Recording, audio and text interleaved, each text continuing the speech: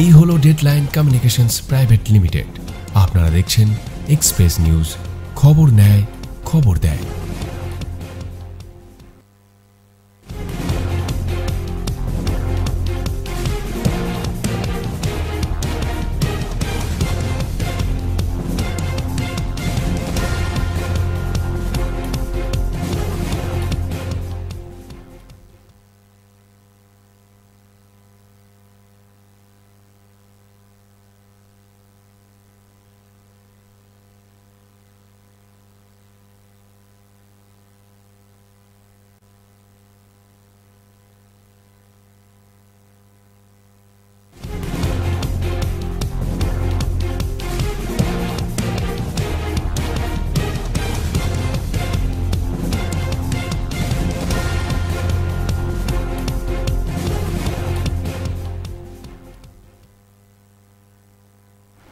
নমস্কার, আপনারা দেখছেন এক্সপ্রেস অনলাইন। আপনাদের সঙ্গে আমি সঞ্জীব। আজকে আমরা যে বিষয় নিয়ে এক্সপ্রেস অনলাইনে বসেছি সেই বিষয়টা হলো দুর্গাপুরে নতুন প্রতিভা বা সঙ্গীত জগতে যে সমস্ত নতুন প্রজন্মের ছেলেমেয়েরা যারা গান গাইতে আসছে তাদের কী কী প্রতিকূলতা রয়েছে, কোথায় তারা বাধা পাচ্ছে, তাদের কাছে চ্যালেঞ্জ কী গান বাজনার জগতে, এবং তারা কিভাবে এগিয়ে যেতে চাইছে আগামী দিনে, এই নিয়ে আমাদের আলোচনা। এবং আমরা চেয়েছি এক্সপ্রেস অনলাইনে প্রতি মঙ্গলবার এমনই সেই সমস্ত নবীন প্রজন্মের শিল্পীদের নিয়ে আসতে যারা গানের জন্য লড়াই করছেন। একটা সময় আমি যেমন করেছি, সেই সময় আমাদের সময় সম্ভাবনা অনেক কম ছিল, অনেক টেকনোলজির সমস্যা ছিল। এখন আমরা বিভিন্নভাবে টেকনোলজি অনেক উন্নত হয়েছে গান বাজনার জগতে। মিউজিশিয়ানদের আরও অনেক নতুন নতুন ইনস্ট্রুমেন্ট এবং নতুন নতুন টেকনোলজি এসব থাকার জন্য যারা সঙ্গীত শিল্পী তাদের জীবনেও অনেক উপকার হয়েছে এবং সঙ্গীত জীবনেও অনেক সমৃদ্ধি লাভ করেছে তাদের সঙ্গীত জীবন। তো সেই জায়গায় আজকে আমরা প্রথমেই আজকে আমাদের এক্সপ্রেস অনলাইনের মঙ্গলবারের এই বিশেষ অনুষ্ঠানে আজকে আমরা অর্ণব চট্টোপাধ্যায়, দুর্গাপুরের ছেলে, তাকে আমরা এনেছি। এবং অর্ণব খুব প্রতিভাবান একজন শিল্পী, দুর্গাপুরের ছেলে এবং নবীন প্রজন্মের একজন খুব বিশিষ্ট একজন শিল্পী। ওর গান আমি নিজেও খুব পছন্দ করি এবং আজকে অর্ণবের কাছ থেকে শুনবো যে ওর সঙ্গীত জীবনের কথা এবং ওর ভাবনা কী এবং ও কীভাবে এগিয়ে যেতে চায় আগামী জীবনে। অর্ণব, এক্সপ্রেস অনলাইনের আমাদের এই যে অনুষ্ঠান, এই অনুষ্ঠানের আমাদের মূলত কাজই হচ্ছে যে সমস্ত প্রতিভা তোমরা যারা গান বাজনা করতে চাইছো বা সঙ্গীত জীবনে একটা জায়গা তৈরি করতে চাইছো, সেই জায়গা থেকে আমার প্রথম প্রশ্ন তোমার কাছে, আচ্ছা প্রশ্নটা পরে করবে, আগে তোমার একটা গান দিয়ে শুরু করি। আগে অর্ণব আমাদের দর্শক শ্রোতাদের আগে একটা গান শোনাক, সেই গান দিয়েই আজকে আলোচনা শুরু করে যাক। নিষেধের পাহারাতে ছিলেম রেখে ঢেকে, সে কখন গেছে ফিরে আমায় ঢেকে ঢেকে। নয়ন মেলে পাওয়ার আশায় অনেক কেঁদেছি, সুর হারাবো বলে সে তার সুরে বেঁধেছি। সোজা পথের ধাঁধায় আমি অনেক ধেঁধেছি, পথ হারাবো বলে এবার পথে নেমেছি। সোজা পথের ধাঁধায় আমি অনেক ধেঁধেছি, পথ হারাবো বলে এবার পথে নেমেছি। খুব বিখ্যাত গান এবং আমারও খুব পছন্দের গান। এবং অর্ণব আজকে যে গানটা শোনালো এটা আমারও খুব পছন্দের গান।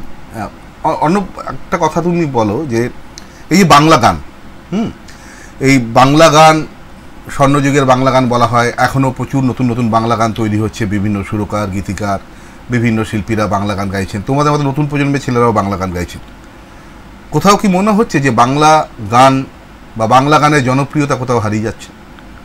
বাংলা গানের জনপ্রিয়তা বলতে বিশেষ করে মানে 60s 70s বা 80s, মানে যেটা আমরা গোল্ডেন এরা বলি, মানে বাংলা গানের স্বর্ণযুগ, ঠিক আছে। তো মানে সেই গান কিন্তু এখনো অবধি মানে সব জায়গায় কিন্তু মানে দারুণভাবে চলছে। তাতে আমরা পুজো প্যান্ডেলে বলি বা পুজো প্যান্ডেলেও আমাদের যেসব ধরনের অনুষ্ঠান হচ্ছে সেখানেও কিন্তু তাই, মানে বাংলা গানের মানে কি বলবো, বাংলা গানের যে আমাদের ট্রেন্ডটা, মানে সেই ট্রেন্ডস কিন্তু আমাদের এখনো চলে যাচ্ছে। মানে বিশেষ করে এই যে এইসব ধরনের গান মানে কি সব কম্পোজিশন করে গেছেন, মানে আমরণোত্তর এগুলো। এই যে তোমার তুমি যেটা বলছো এই গান ধরেই তো, বা এই গানের রিমেকই বলবো, কারণ সেই সময় আমরা দেখেছি ইন্দ্রনীল সেন, শ্রীকান্ত আচার্য, তারা যে সমস্ত গান আমাদের শুনিয়েছেন সেই গান অনেকেই জানতেন না। সেই গানগুলোকে নিয়েই তারা কিন্তু প্রথমে বাংলা গানের জগতে এসেছেন, তারপরে নিজস্ব কম্পোজিশন বা অন্য কিছু গেয়েছেন। তেমনি কি এখনকার মানে তোমাদের প্রজন্ম, এই যে তোমাদের নতুন প্রজন্ম, তারাও কি এই 70-80-র এই যে গানগুলো, যেগুলো স্বর্ণযুগের গান বলি আমরা, সেই সমস্ত গান গেয়েই কি তোমরা নিজেদের জায়গাটাকে তৈরি করছো ধীরে ধীরে? একদমই তাই। মানে বিশেষ করে তুমি যদি দেখো এই যে এখন এই যে জি সারেগামাপা বা আদার্স, মানে যত এত বেশি ওই রিয়েলিটি শো হচ্ছে সব কিন্তু ওই এক গান, কারণ এই গানের বাইরে আর কোনো গান নেই নতুন করে কিছু সেইভাবে না। মানে হ্যাঁ অবশ্যই, তাহলে কি মানে ওই গান হচ্ছে না, গান হচ্ছে, কিন্তু সেইগুলো ওই 1 মাস 2 মাস, খুব জোর হলে 1 বছর 2 বছর, কিন্তু এই গান মানে একদম ওই জেনারেশন ওয়াইজ চলে যাচ্ছে। মানে তুমি বলতে চাইছো যে নতুন যে গান তৈরি হচ্ছে সেই গান মানুষের মনের মধ্যে জায়গা করে নিতে পারছে বড় জোর 1 বছর কি 2 বছর, তারপরে সেই গান কোথাও হারিয়ে যাচ্ছে। একদম তাই সেই লতা মঙ্গেশকর, আশা ভোঁসলে, কিশোর কুমার, হেমন্ত মুখোপাধ্যায়, মান্না দে, শ্যামল মিত্র, মানে ওই রকম পিন্টু ভট্টাচার্য, অখিল বন্ধু ঘোষ, সেই ঘুরে ফিরে সেই তাদের আশ্রয় নিতে হচ্ছে, যাকেই বাংলা গানের জগতে আসতে হোক না কেন। একদমই। আর একটা বিষয় বলো যে এই আমি নিজেও যেটা আমার সঙ্গীত জীবনে যেটা আমি ফিল করেছি, যে গান শিখতে গেলে একটা প্রথাগত শিক্ষার প্রচণ্ড রকম দরকার। একদমই। অবশ্যই আমি মনে করি যে গান শিখতে গেলে প্রাথমিকভাবে অন্তত রাগ প্রধান গানের তালিম নেওয়া উচিত। অনেকে হয়তো ভগবান প্রদত্ত কণ্ঠ পান, ভগবান প্রদত্ত অনেকে থাকে, আমি সেই দিকে যাব না, কিন্তু একজন যিনি গায়ক তাকে প্রথাগত শিক্ষা যে নিতে হয়, যে তোমার রাগ প্রধান গানের তালিম নেওয়া বা এইসব, এই জায়গাটাকে তুমি নতুন প্রজন্ম এই জায়গাটাকে কি এখনো মেনে চলছে, বা নতুন প্রজন্ম কি এই দিকে ইন্টারেস্টেড? এবারে সেটা ডিপেন্ড করে মানুষের উপরে। এবারে অনেকে ভাবে তার ক্লাসিক্যাল গান শিখে কী হবে, কিন্তু মানে আমরা যখন একটা বাড়ি তৈরি করি, সবার আগে আমাদের দরকার একটা ভিত, আমাদের সেই ভিতটাকে আগে শক্ত করতে হবে। সেরকমই তাই, মানে ক্লাসিক্যাল গান হচ্ছে একটা পিলার, মানে যে ক্লাসিক্যাল গান গাইতে জানবে সে আমাদের রিদমিক গান থেকে শুরু করে হিপ হপ, ঠিক আছে, মানে সে সমস্ত রকম গান গাইতে পারবে, ভজন, ঠুমরি, গজল, হিন্দি গান, বাংলা গান, সমস্ত রকম গান গাইতে পারবে। মানে একদমই ঠিক। মানে তার মানে তুমি এটা বলছো যে তুমি নতুন প্রজন্মের একজন গায়ক হিসাবে তুমিও এটা মনে করো যে প্রথাগত শিক্ষায় অন্তত রাগ প্রধান গানের তালিমটা খুব জরুরি। হ্যাঁ হ্যাঁ, মানে নিজেকে সমৃদ্ধ করতে গেলে। আচ্ছা, আরেকটা গান তোমার শুনবো, তোমার একটা পছন্দের গান। তুমি একটু আগেই বাইরে তোমার সাথে কথা হচ্ছিল, তখন তুমি বলছিলে। আচ্ছা, এই গানটাও বলি, এই গানটাও আমাদের মানে সলিল চৌধুরী স্যারেরই একটা বিখ্যাত কম্পোজিশন, না মনে লাগে না। জি মেজর তো না, সি সাব না,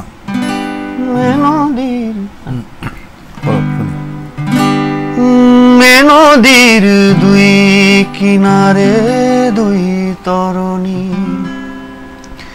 যতই না ভাই নগর বাঁধা, কাছে যেতে তাই পারিনি, এ নদীর দুই কিনারে দুই তরণী, যতই না ভাই নগর বাঁধা, কাছে যেতে তাই পারিনি, তুমিও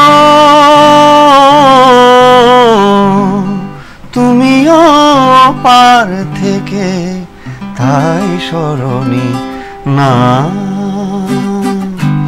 মন লাগে না। এই জীবনে কিছু যেন ভালো লাগে না,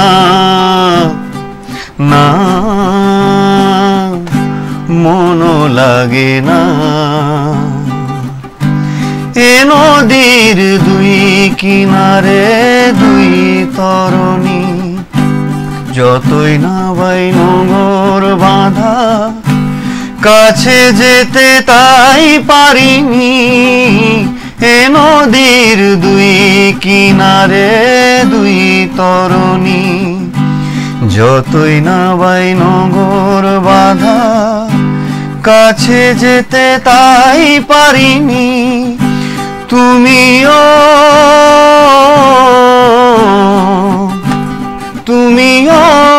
পার থেকে তাই স্মরণী, না মনও লাগে না। এই জীবনে কিছু যেন ভালো লাগে না, না মনও লাগে না। অসাধারণ অসাধারণ। এইখানেই বোঝা যাচ্ছে যে রাগ প্রধান গানের তালিম কতটা জরুরি। বাংলা গান গাইতে গেলে, আমার গুরু নচিকেতা চক্রবর্তীও তাই বলেন যে বাংলা গান গাইতে গেলে বাংলা গানের রুট না জেনে অনেকে গান গাইতে চলে আসে। কিন্তু বাংলা গানই বলবো কেন, যে কোনো গান গাইতে গেলে অন্তত তার রাগ প্রধান গানের তালিম সত্যিই খুব জরুরি। নাহলে এই যে তুমি যে জায়গাগুলো লাগাচ্ছ, এই গানটা নর্মালিও গাওয়া যায়, কিন্তু যে মাঝখানে যে তুমি অলঙ্কারগুলো লাগাচ্ছ নিজে থেকে, এইগুলো কিন্তু রাগ প্রধান গান না শিখলে এটা হয় না। এই যে তুমি বলছিলে একটা পিলার, সত্যি করেই রাগ প্রধান গান একটা পিলার। আমিও চাইবো যে নতুন প্রজন্মের শিল্পীরা যারা গান বাজনাকে আগামী দিনে নিজের ভবিষ্যৎ ভেবে টার্গেট করে এগোতে চাইছেন, তাদেরও বলবো যে আপনারা রাগ প্রধান গানের তালিম নিন। যদিও এখনকার নতুন প্রজন্মে অনেকেই রাগ প্রধান গানের তালিম নেয়, কিন্তু যারা ভাবেন যে খুব সহজেই গান বাজনা করা যায়, গান বাজনা অত সহজ জিনিস নয়। 2 বছর 3 বছরের পরে আপনি কিন্তু হারিয়ে যাবেন। অতএব গান বাজনাকে যদি সঙ্গী করে এগোতে হয়, তাহলে অন্তত রাগ প্রধান গানের তালিম নেওয়া খুব জরুরি। আমার তো এটা আমার কথাই, এবং নতুন প্রজন্মের বিশিষ্ট শিল্পী অর্ণব, সেও কিন্তু একই কথা বলছে। আচ্ছা অর্ণব, এই যে তোমার গান বাজনা আর জীবন, এই গান বাজনার জীবন, তুমি তো দুর্গাপুরের ছেলে, মানে তোমার পারিবারিক মানে কোথায়, দুর্গাপুরে না গোপাল মাঠ? আমার আসল বাড়ি হচ্ছে গোপাল মাঠ। এখন আমি থাকি আমাদের স্টিল টাউনশিপে থাকি। আমি কর্মী। হ্যাঁ হ্যাঁ। তোমার গানের জীবন শুরু হলো কিভাবে? গানের জীবন বলতে ওই ছোটবেলায় তখন কি গাইতাম জানি না, তবে সেই ওই বিভিন্ন রকম ওই সিনেমার গান গাইতাম, মানে কি গাইছি জানি না, কিন্তু ওই গাইতাম। তো যার ফলে এবারে সবারই দেখে খুব ভালো লাগতো যে আমি গান গাইছি। তখন তখন আমার ক্লাস 3 কি 4 হবে। এবারে তখন আমার গান শেখা শুরু। আমার প্রথম গুরুর নাম দীনবন্ধু চট্টোপাধ্যায়। আর এখন আমি তালিম নিচ্ছি, মানে আমার গুরুজি শ্রদ্ধেয় গৌতম দত্ত স্যার। আচ্ছা, গৌতম বাবু কি দুর্গাপুরের? হ্যাঁ হ্যাঁ, গৌতম বাবুর কাছে কি তুমি রাগ প্রধান গানের তালিম? হ্যাঁ। আগামী দিনে কি ইচ্ছে, মানে রাগ প্রধান গান গৌতম দত্তর কাছে তুমি যে তালিম নিচ্ছ, মাননীয় গৌতম দত্ত মহাশয়ের কাছে তালিম নিচ্ছ, আগামী দিনে কি আরো কোথাও মানে গান শেখার ইচ্ছা বা যাওয়ার ইচ্ছে রয়েছে? হ্যাঁ, ইচ্ছে তো আছেই। মানে যেহেতু আমি এই লাইন নিয়েই আমি একটু বড় হতে চাই।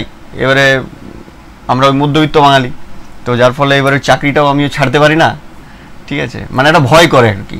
মানে একটা জায়গায় এস্টাবলিশ হতে গেলে তো মানে সমস্ত কিছু এক হয়, যদি ওই ছেড়ে বেড়ে সমস্ত কিছু যদি ওই গান নিয়ে পড়ে থাকি, তাহলে হয়তো কিছু হবে। হ্যাঁ, এবারে এর মধ্যে একটু ওই চেষ্টা করে যাই আর কি।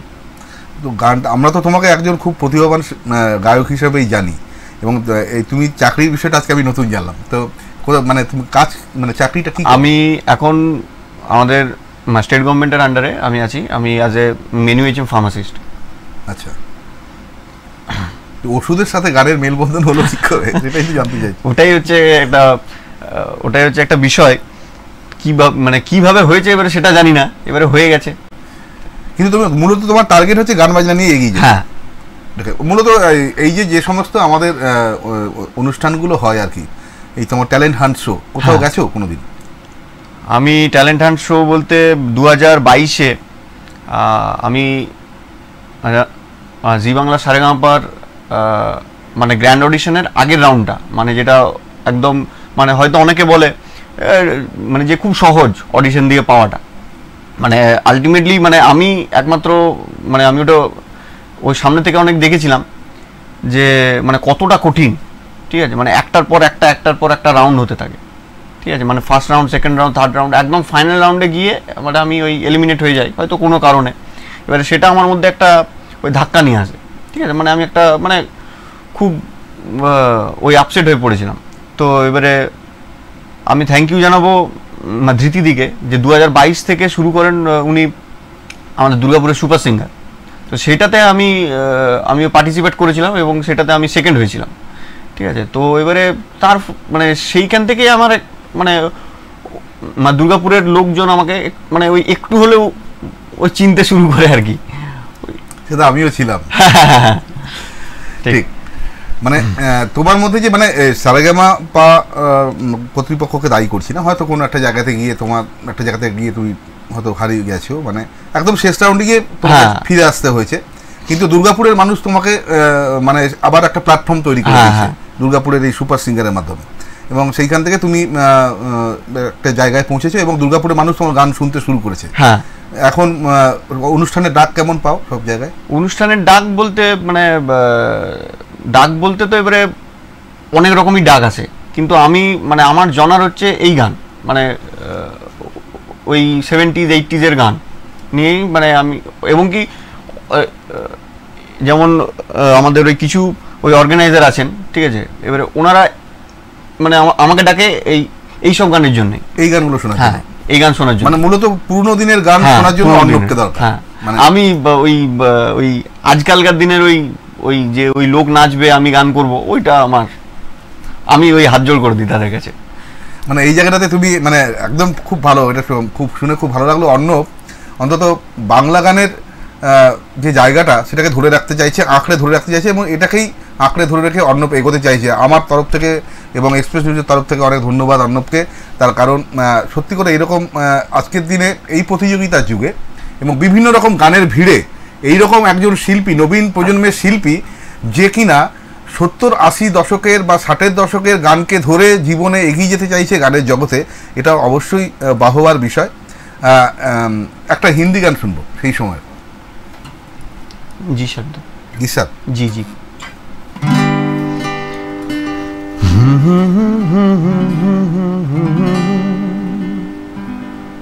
আমাদের সলিল চৌধুরী বলতেন এনার গলা হচ্ছে আমাদের সং ভগবানের গলা।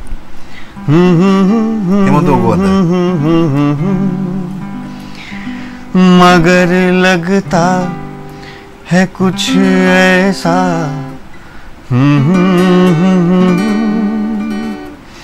मिल गया न तुम हमें जानो न हम तुम्हें जाने, मगर लगता है कुछ ऐसा मेरा हमदम मिल गया न तुम हमें जानो। ये मौसम ये रात चुप है, वो होठों की बात चुप है, खामोशी सुनाने लगी ये दास्तां। ये मौसम ये रात चुप है, वो होठों की बात चुप है, खामोशी सुनाने लगी ये दास्तां। नजर बन गई तो दिल की ज़बान, न तुम हमें जानो न हम तुम्हें जाने, मगर लगता है कुछ ऐसा मेरा हमदम मिल गया। মনটা ভরে গেল অনেক দিন পর।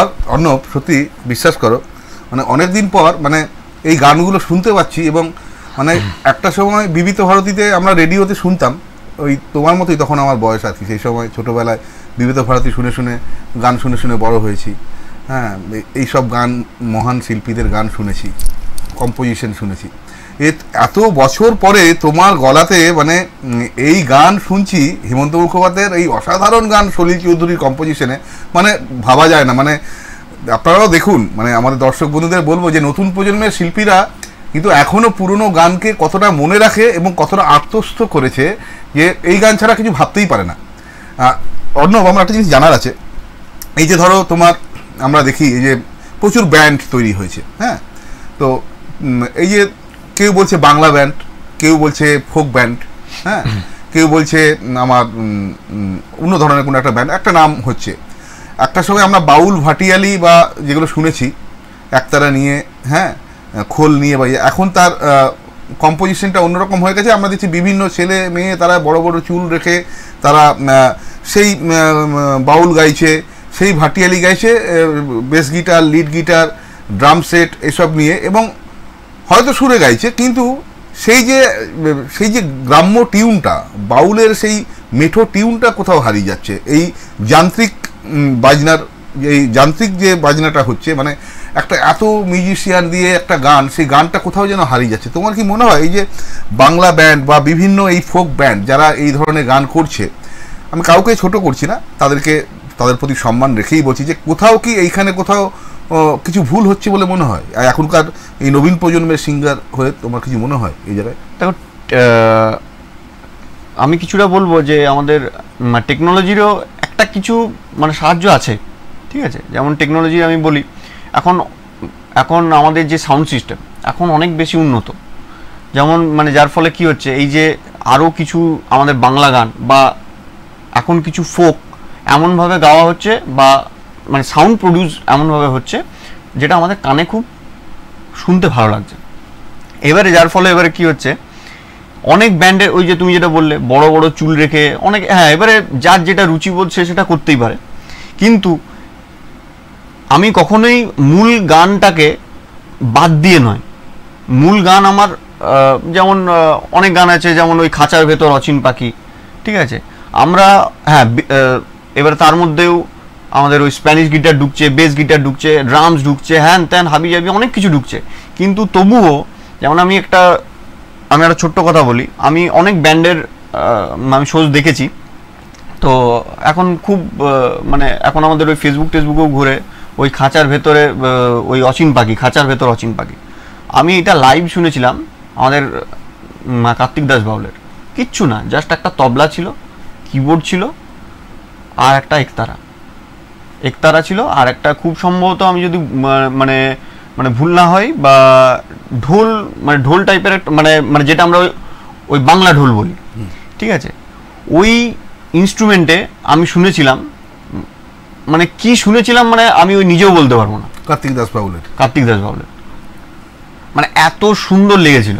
সেটা যখন অন্য কোনো ব্যান্ডে শুনছো যেখানে প্রায় 10-12টা মিউজিশিয়ান রয়েছে, তারা যখন এটাকে প্রেজেন্ট করছে, এবারে সেটা অ্যাকচুয়ালি তখন আর গান থাকে না, কারণ তখন সেটা পুরোপুরি হয়ে যায়। এই যে আমি যদি বাউল থেকেও আমি যদি সরে আসি, আমি যদি দেখি আমাদের এখন যে মানে যেসব বাংলা গান বা হিন্দি গান আমাদের যেসব তৈরি হচ্ছে, ঠিক আছে, সেইগুলো মানে রীতিমতন আমরা ওই মিউজিক নির্ভরশীল হয়ে যাচ্ছি, ঠিক আছে, যেগুলো কিন্তু আগে হতো না।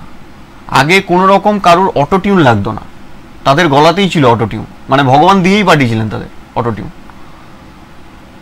তো তার মানে একটা কথা পরিষ্কার, যেটা আমিও এটা উপলব্ধি করেছি, যে টেকনোলজি যেভাবে মানে উন্নত হয়েছে, সেখানে দেখছি যে গান গাইতে পারে না বা যার গলায় সুর নেই বা প্রথাগত শিক্ষা নেই, সে কিন্তু টেকনোলজির মানে কোনো একটা দামি স্টুডিওতে গিয়ে টেকনোলজির সহায়তা নিয়ে সে তার একটা গান রিলিজ করে ফেলছে। কিন্তু তাকে যখন একটা হারমোনিয়াম নিয়ে গান গাইতে বলছি, তখন সে হারমোনিয়ামও বাজাতে পারছে না, সে গানও গাইতে পারছে না। তাহলে কি এই টেকনোলজি কি এখানে অনেক এমন সিঙ্গারকেও সামনে এনে দিচ্ছে যে যাদের গান সম্বন্ধে কোনো আইডিয়াই নেই, কোনো ধারণা নেই? হ্যাঁ, একদমই তাই।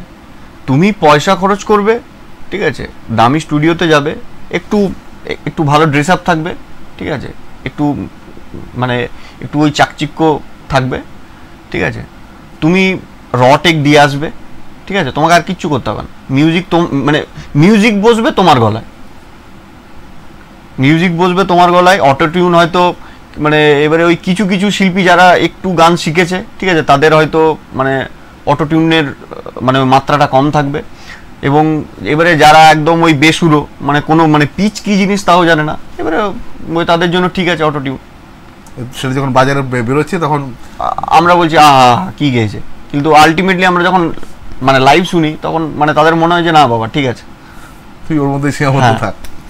খুব খুব ভালো, একদম এটা আজকের দিনে এটা খুব গুরুত্বপূর্ণ। মানে টেকনোলজির যুগে গান বাজনা এমন জায়গায় যাচ্ছে, গানটাও এমন জায়গায় যাচ্ছে যেখানে শেখার প্রবণতা নেই বললেই চলে, এবং সেখানে ভালো স্টুডিও, দামি স্টুডিওতে গেলেই খুব তাড়াতাড়ি হাতে পয়সা থাকলেই যে কেউ সিঙ্গার হয়ে যেতে পারছে। তাহলে অর্ণবরা এবং অর্ণবের মতো এইরকম প্রতিভাবান শিল্পীরা যারা দীর্ঘদিন প্রথাগত তালিম নিয়ে এবং তারা দীর্ঘদিন লড়াই করে যাচ্ছে, তাহলে তাদের কি হবে, আগামী ভবিষ্যৎ কি? নতুন প্রজন্ম তোমরা যে এইভাবে এই যে এদের সঙ্গে লড়াই করে এগিয়ে যাচ্ছ, কি চ্যালেঞ্জ তোমাদের? চ্যালেঞ্জ বলতে ওই যে বললাম, দেখুন চ্যালেঞ্জ বলতে অনেক রকম চ্যালেঞ্জ হয়। এই যে যেমন আমাকে হয়তো অনেকে জিজ্ঞাসা করে যে কিরে তোর ওই পুজোর প্রোগ্রাম কটা এসছে।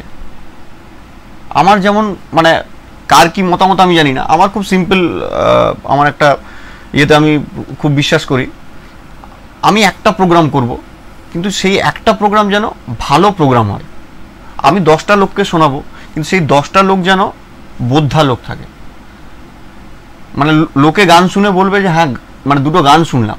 এই যে এখন মানে যেগুলো আমাদের হচ্ছে, মানে গান কম ওই মিউজিক বেশি, কিন্তু মানুষ বুঝছে না, মানুষ ভাবছে হয়তো কি গাইছে, এবারে ওই তারাও হয়তো ওই এন্টারটেন হচ্ছে, নাচছে।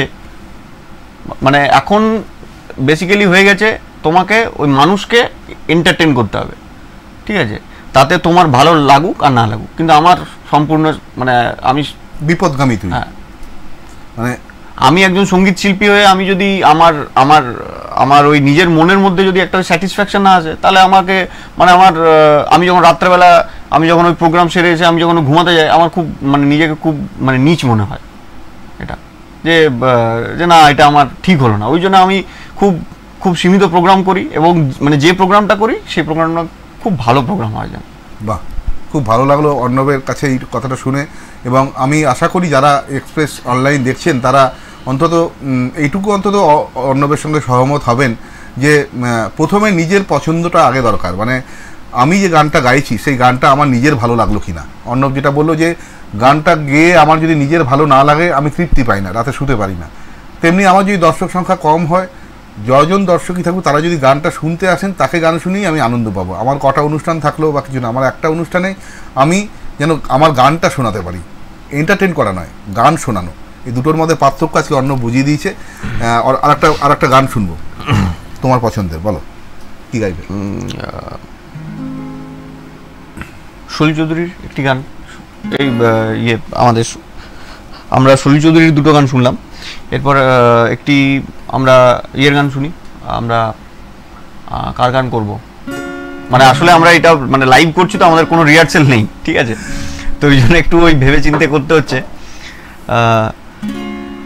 আমরা একটা শচীন কর্তার একটা গান করি। কি ছিল বাবা? হিসাব ছিল। কোন গানটা? কোন গান? বর্ণে গন্ধ ছন্দে গীতিতে।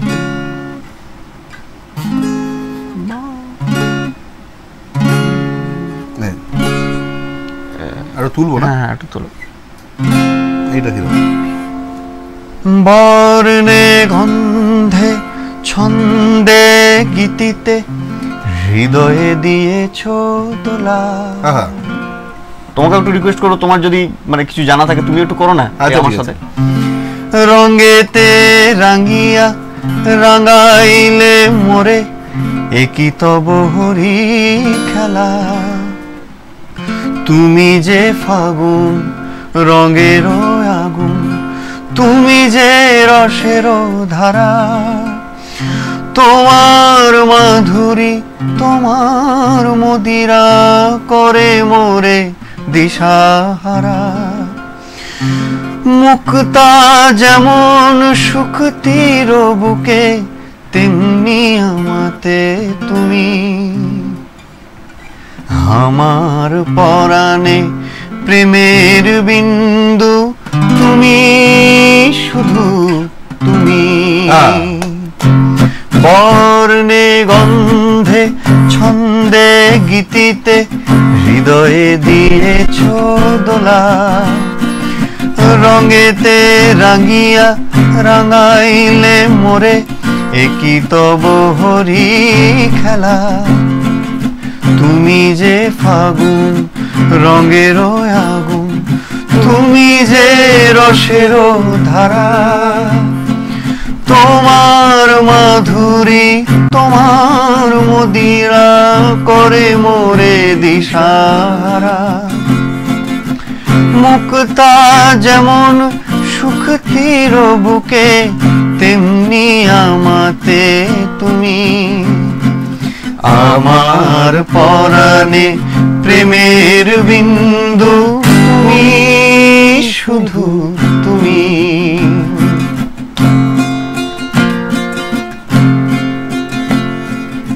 আমারে পরাণে আসি, তুমি যে বাজাবে বাঁশি মোর। আমারে পরাণে আসি, তুমি যে বাজাবে বাঁশি, সেই তো আমারই সাধনা। চাই না তো কিছু আর, তুমি যে আমার, ওগো তুমি যে আমার।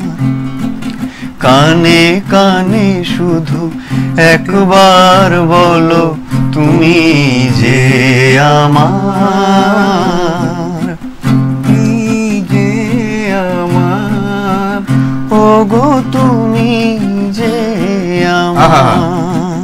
এটা তার ধর। फूलों के रंग से दिल की कलम से तुझको लिखी रोज पाती, कैसे बताऊं किस किस तरह से पल पल मुझे तू सताती।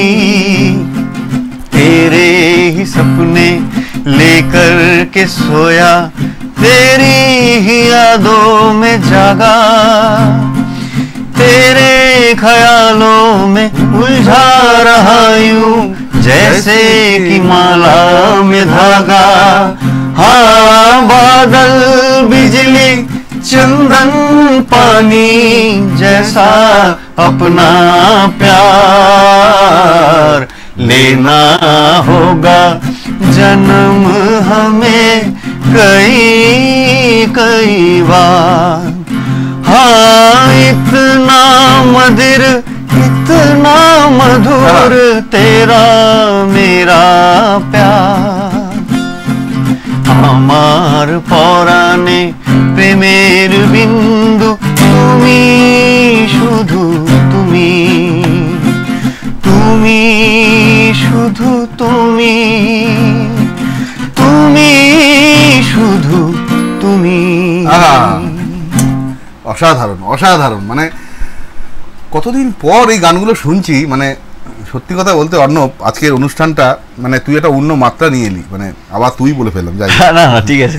তো তুমি একটা অন্য মাত্রা নিয়ে এলে। মানে সত্যি কথা বলতে কি, মানে আমরাও বিভিন্ন জায়গাতে অনুষ্ঠান করতে গিয়ে দেখছি আর কি, মানে সবাই গাইছে কিন্তু কোথাও যেন পুরনো দিনের গানগুলো আমরা শুনতে পাচ্ছি না। এই যে তুমি একটা জায়গা ধরে রেখেছো, এই গানগুলো মানুষের মনের মধ্যে হৃদয়ের মধ্যে সবসময় মানুষ গুনগুন করে গায় এবং সবসময় এই গানগুলো একটা অন্য জায়গা ও একটা ব্যাপ্তি ছড়িয়ে রেখেছে। সেই গানগুলোকে যখন আবার নতুন করে শুনি এবং তোমাদের মতো নতুন প্রজন্মের গলায় যখন এগুলোকে এত ভালো মধুর কণ্ঠে যখন আমরা শুনতে পাই, তখন এত ভালো লাগে। মনে হয় যে না, এখনও সময় আছে, এখনও গান হারিয়ে যায়নি। তো একটা জিনিস তোমাদের জানতে চাই অর্ণব, যে এই 2024 এত টেকনোলজি, এটা নিয়ে কথা হয়েছে, বিভিন্ন ব্যান্ড এটা নিয়েও কথা হয়েছে। তোমার ভাবনা কি, ভাবনা তুমি কি গানটা নিয়ে মানে আগামী দিনে তোমার কাছে চ্যালেঞ্জ গানটা নিয়ে এগিয়ে যাওয়া, একজন আরও প্রতিষ্ঠিত গায়ক হিসেবে নিজেকে সবার সামনে তুলে ধরা, কোথাও গিয়ে কোনো জায়গায় কোথাও বাধাপ্রাপ্ত হচ্ছে, মানে কোথাও গিয়ে কি মনে হচ্ছে এই জায়গাটার পরে আমি আটকে যাচ্ছি, কিন্তু এই জায়গাটার পরে আমি যেতে পারছি না কোনো কারণে, মনে হচ্ছে কোথাও বাধা বলতে কি বলবো, বাধা তো সবার জীবনে আসে, মানে মানে সেটা বিভিন্ন রকম সিচুয়েশনের উপর ডিপেন্ড করে, ঠিক আছে। তো এবারে বাধা বলতে একটা হচ্ছে এক হতে পারে, মানে আমরা তখনই গিয়ে এগোতে পারবো মানে যদি আমাদের একটা ব্যাক সাপোর্ট থাকে।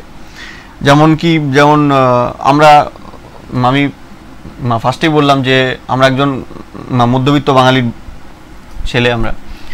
তো এক হতে পারে যদি ওই চাকরি টাকরি ছেড়ে যদি মানে শুধুমাত্র মানে গান বাজনাটাকেই নিয়ে যদি পড়ে থাকি, ঠিক আছে, তবে গিয়ে আমার মনে হয় যে একটা জায়গায় এই যে সুর করা বা আমরা এখন আমি হয়তো খুব কম হলেও মানে ওই সারাদিনে হয়তো ওই 3 ঘন্টার কি ওই সময় পাই আমি ওই আমার নিজের রেওয়াজ করার, ঠিক আছে, কারণ অফিস থাকে, অফিস থেকে ফিরে ওই এবারে ওই সকালবেলা হয় না, ঠিক আছে, তো আমি সময় পাই না, এবারে তখন তাহলে আমার এই ঝামেলাগুলো থাকবে না, ঠিক আছে।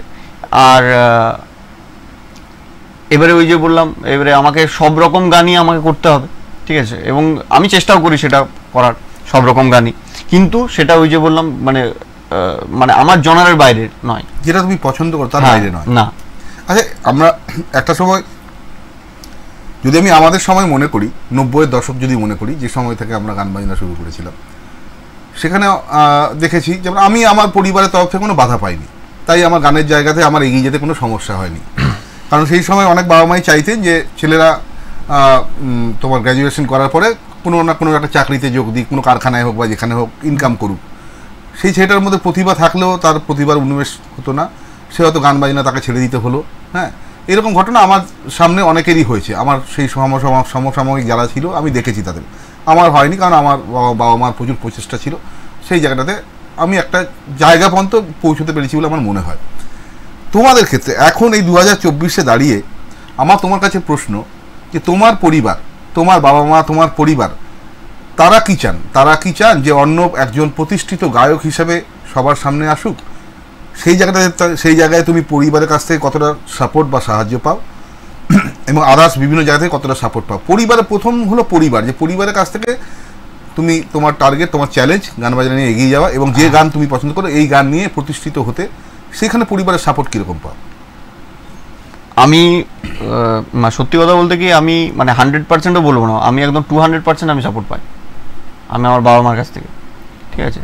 কারণ আমি সত্যি কথা বলতে কি আমি মাস্টার্স করেছি ফার্মেসিতে, তো আমি হয়তো বাইরে গেলে আমি আরও আমার রাস্তা খুলে যেত, মানে আমি আমার চাকরির দিক থেকে বলছি, ঠিক আছে, কিন্তু হয়তো এবারে তখন আমি একদম বাঁধা ধরা হয়ে যেতাম, একদম 8 ঘন্টা ডিউটি, মানে 8 ঘন্টা তো আমরা অফিসিয়ালি বলি, কিন্তু মানে সেটা থাকে না 8 ঘন্টা, সেটা বাড়তে 9 ঘন্টা 10 ঘন্টা হয়ে যায়। তো তখন সারাদিনের ক্লান্তির পর আমার রেওয়াজ হতো না, গান বাজনা শেখা হতো না, চর্চা থেকে আমি একদমই সাইড হয়ে যেতাম। তো সেখান থেকে যে আমার বাবা মা আমাকে মানে যে সাপোর্টটা আমাকে দেখিয়েছে, তো আমাকে বললো যে না তুই, কারণ তোকে আমাদের সাথে গান বাজনাটাকেও নিয়ে চলতে হবে তোকে, তো সেই জন্য গান বাজনা ফার্স্ট প্রেফারেন্স। হ্যাঁ, একদম গান বাজনা ফার্স্ট প্রেফারেন্স। আমি এখান থেকেই অর্ণবের মা বাবাকে অনেক ধন্যবাদ জানাবো যে আপনাদের মতো মা বাবারা এরকম তাদের সন্তানদের, নতুন প্রজন্মের সন্তানদের তাদের স্বপ্নকে সার্থক করতে এইভাবে এগিয়ে আসুন। অর্ণবের মতো হয়তো এরকম অনেক প্রতিভাবান গায়ক রয়েছে আমাদের শহরে বা আমাদের শহর লাগোয়া অঞ্চলে, তাদের হয়তো সবসময় তাদেরকে চেষ্টা করবেন যে তাদের যেটা স্বপ্ন গায়ক হবার বা মিউজিশিয়ান হওয়ার বা কিছু এই ধরনের সঙ্গীত জীবনের কোনো যুদ্ধে চ্যালেঞ্জের মুখে এগিয়ে যেতে তারা চায়, তো তাদেরকে আটকাবেন না, তাদেরকে সাপোর্ট দেবেন, তাহলে আরও অনেক প্রতিভাবান এইরকম শিল্পী আমরা পাবো যারা উঠে আসবে এবং আমাদের শহরকে তো সমৃদ্ধ করবে, আমাদের জেলাকে সমৃদ্ধ করবে, আমাদের রাজ্যকে সমৃদ্ধ করবে এবং আমাদের দেশকে সমৃদ্ধ করবে। তাই বাবা মার প্রচেষ্টা এবং পরিবারের আন্তরিক প্রচেষ্টার এবং সাহায্যের খুব দরকার নবীন প্রজন্মের এই সমস্ত প্রতিভাবান সিঙ্গারদের জন্য। অর্ণব, আমাদের হাতে বেশি সময় নেই, আমরা আর একটা গান শুনবো, তোমার সামান্য একটু আলোচনাও করব। একটা বিষয় আমার জানতে ইচ্ছে করছে, সেটা হচ্ছে আমরা দেখেছি যে এই যে রিয়েলিটি শোর কথা তো তুমি বললেই আগে কথা হলো, এই যে আমরা দেখি যে আমি কোনো রিয়েলিটি শোর নাম করছি না, ধরো বিভিন্ন রিয়েলিটি শো হয়, প্রচুর ছেলেমেয়েরা বিভিন্ন জেলা থেকে, রাজ্যের বিভিন্ন প্রান্ত থেকে তারা যায়, তারা সেই অনুষ্ঠানে যোগ দেয় এবং তারা সেই রিয়েলিটি শোতে যোগ দেয়, প্রতিযোগিতায় অংশগ্রহণ করে এবং তাদের মধ্যে কেউ কেউ চূড়ান্ত জায়গাতে গিয়ে তারা সিলেকশনও হয় এবং তারা একটা প্রথম হয়, দ্বিতীয় হয় এবং তাদেরকে কোনো একটা কোম্পানি তারা 2 বছরের দায়িত্ব নেয়, তাদেরকে বিভিন্ন বড় বড় অনুষ্ঠান দেয়, তারা অনুষ্ঠান করে 2 বছর, তাদের নাম খুব শুনতে পাই, তারা প্রচুর অনুষ্ঠান করে বিভিন্ন শহরে বিভিন্ন জায়গায়, যাদেরকে আমরা প্রতিদিন টিভিতে পারফর্ম করতে দেখেছি, যে সমস্ত নতুন প্রজন্মের শিল্পীরা যারা উঠে এলো এই প্রতিযোগিতার মাধ্যমে, 2 বছর পর কিন্তু তারা কোথাও যেন হারিয়ে যায় এবং তাদেরকে দেখা যায় না। আমি প্রথম থেকে যে সমস্ত রিয়েলিটি শো দেখে এসেছি, সেখানে তুমি আমার সাথে একমত হবে, যাদেরকে আমরা সেই সময় প্রথম, দ্বিতীয় বা তৃতীয়র মধ্যে দেখেছি, 2 বছর 3 বছর পরে তারা কোথাও যেন হারিয়ে গেছে, তাদেরকে আর পাচ্ছি না, আবার নতুন কেউ উঠে আসছে। এই যে তারা কোথায় হারিয়ে গেল, এই যে তারা যে একটা প্রতিভাবান নবীন প্রজন্মের শিল্পী, তো কিন্তু কোথায় তারা 3 বছর পরে হারিয়ে গেল, এটা কেন হয়? তোমার কি মনে হয় যে কোনো কি কারণ রয়েছে এর পেছনে? কারণ যেহেতু মানে সত্যি বলতে কি, আমি তো রিয়েলিটি শোতে এখনো পর্যন্ত আমি গেছি একবার, মানে রিয়েলিটি শো বলতে আমি এই রিসেন্ট গেছিলাম, মানে আমি এই বছর ওই জানুয়ারি মাসে আমি ওই আকাশে সুপারস্টারে আমি ওই এপিসোড উইনার হয়েছিলাম, ঠিক আছে। তো আমি ওটার মধ্যে দেখেছি, এবারে মানে ওটা একদম পুরোপুরি কিন্তু মানে আমরা অন্যান্য রিয়েলিটি শোগুলো আমরা যেমন দেখি, মানে শ্যুট হয় আলাদা দিনে, দেখানো হয় আলাদা দিনে, মানে তো এবং কি অন্যান্য যেমন আমি নাম করছি না, অনেক রিয়েলিটি শোতে কি হয়, মানে হয়তো তুমি গানটা গাইতে পারছো না হয়তো, কিন্তু তোমাকে দিয়ে গাওয়ানো হচ্ছে, ঠিক আছে, পরে সেটাকে ওই অ্যাডজাস্ট করে দেওয়া হবে, কিন্তু আকাশের সুপারস্টারে কিন্তু সেটা হয় না, ঠিক আছে। একদম লাইভ হয়তো একটা কি দুটো মানে ওরা রিহার্সাল দেবে, একদম তার সঙ্গে সঙ্গেই টেক হবে, ঠিক আছে। তো আমি সেটা আমি করে এসেছি। তো এবারে ডিপেন্ড করা হচ্ছে তাদের কোনো গডফাদার আছেন কিনা, মানে যেটা মানে সোকল্ড মানে খুবই দরকার আমাদের, ঠিক আছে। তো এবারে তো যার ফলে আমাদের কেউ নেই আমাদের গডফাদার, তো মানে সেই জন্য আমরা একটু ওই ল্যাকিং হয়ে গেছি।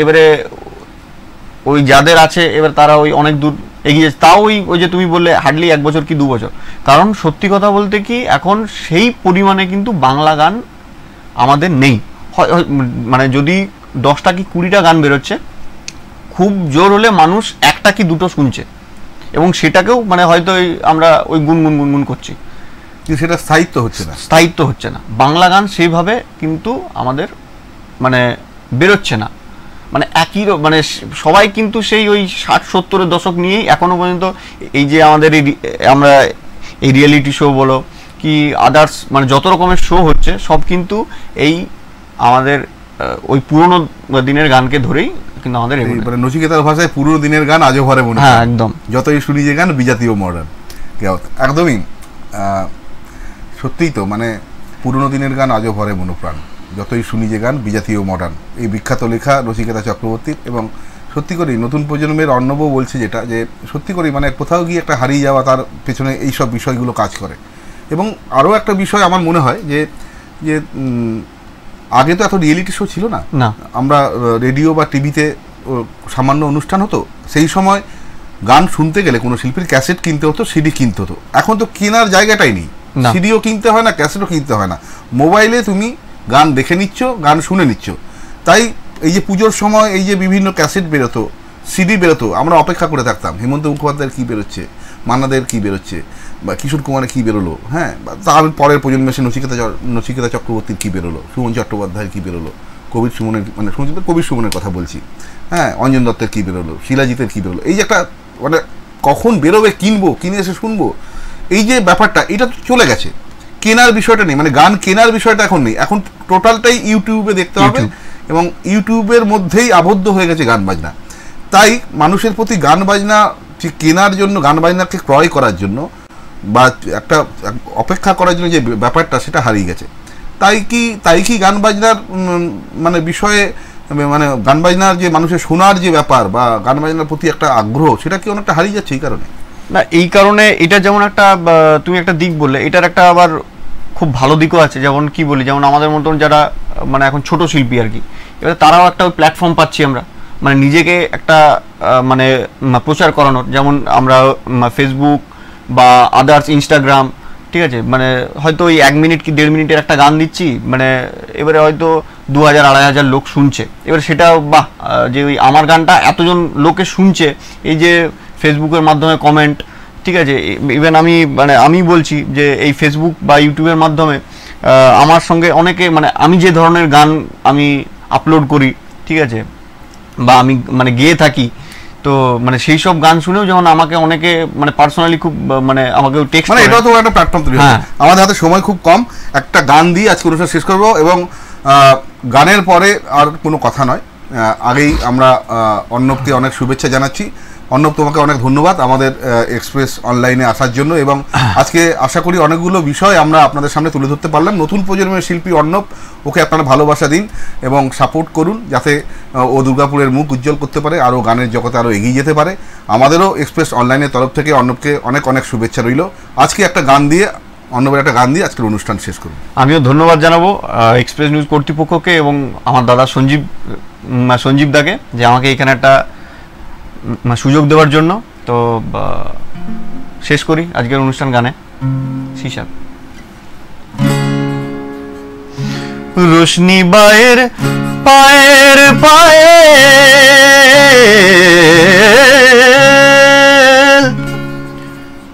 রোশনি বায়ের পায়ের পায়েল রোশনি বায়ের পায়ের পায়েল রোশনি বায়ের পায়ের পায়েল কলজেটাকে করুক ঘায়েল আমার পদ্ম পাতায় লাগবে না দাগ কলঙ্ক পাক যতই ঘাটিয়া শশীকান্ত তুমি দেখছি আসরটাকে করবে মাটি কাহার বানয় দাদরা বাজাও কাহার বানয় দাদরা বাজাও উল্টো পাল্টা মারছো চাটি শশীকান্ত তুমি দেখছি আসরটাকে করবে মাটি কাহার বানয় দাদরা বাজাও। সবাইকে অসংখ্য ধন্যবাদ এবং অর্ণবকে আমাদের তরফ থেকে অনেক শুভেচ্ছা জানিয়ে আজকের মঙ্গলবারের এক্সপ্রেস অনলাইন শেষ করলাম। দেখা হবে আগামী মঙ্গলবার অন্য এক নবীন প্রজন্মের প্রতিভাকে নিয়ে। নমস্কার।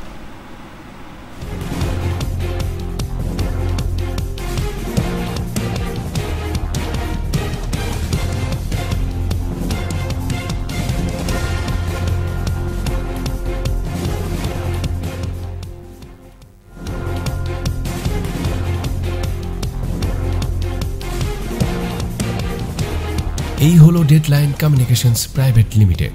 আপনারা দেখছেন এক্সপ্রেস নিউজ, খবর নেয়